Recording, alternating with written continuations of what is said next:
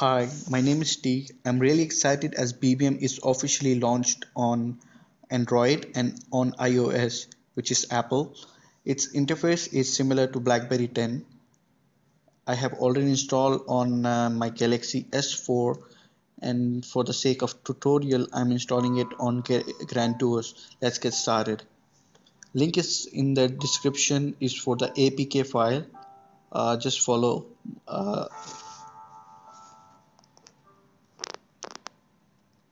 Just click it. It will be skipping it. Now it will be open the third-party download website. From here you have to download. I have already moved APK file on my Grand Tours. I'll just install it. If you are watching it from your cell phone, you can directly install the link, download the link directly on your mobile. You don't have to transfer it from a laptop. I'll just press install. Now it's installing.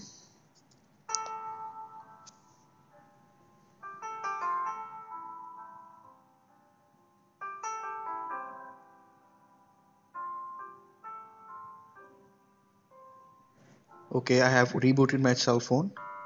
Now it will just open it will take time. Now you have to create a BlackBerry ID. I would suggest you to make a new one, even though you have a existing, but I would suggest you to make a new one. Put your email address, password, then confirm password, and then you have to here it will ask you for your first name and last name, which is optional. If you don't want, avoid it. Put the country, select your country, whatever it is.